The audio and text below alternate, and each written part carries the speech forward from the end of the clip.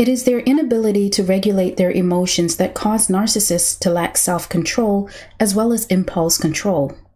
As a result, they seek out multiple sources of supply, and inevitably, they run into bad supply.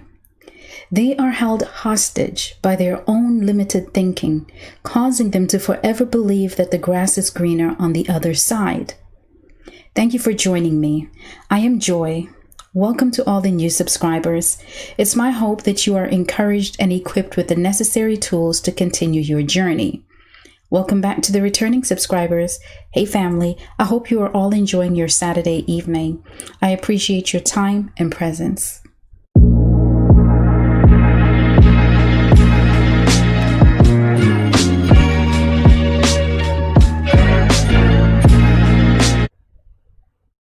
It would be completely insane of us to expect any sound or logical thought to generate from the mind of a narcissist.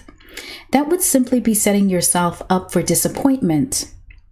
Narcissists are limited in capacity by their black and white thinking, which is also known as splitting or lack of object constancy. This simply means that they have extremes in their thinking. It's either black or white. You are either good for them or evil for them. There simply is no in between. If they feel a slight from you, then it's a narcissistic injury, and they dwell in expectation of narcissistic injuries. And as a result, it doesn't take much for them to be offended, even if there truly is no offense. It's all about their perspective, always.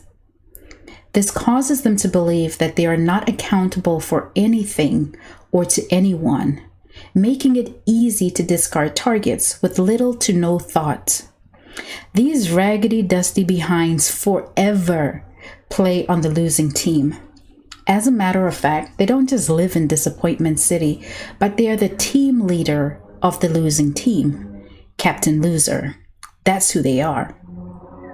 They lose premium supply sources as a result.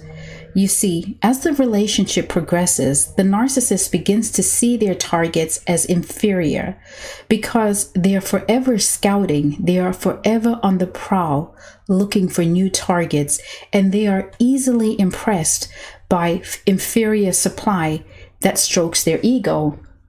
They foolishly perceive that their grade A supply is weak, and they never consider the fact that they actually do have a backbone, and one day they will close the door and walk away for good.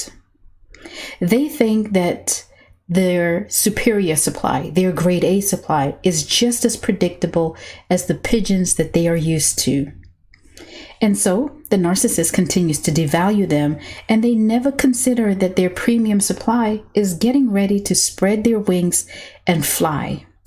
Fly beyond the narcissist's reach and join the tribe where they truly belong, and leave the narcissist to realize that, oops, I did it again. They made another bad judgment. Leaving Captain Loser to realize that they placed inferior supply on a pedestal.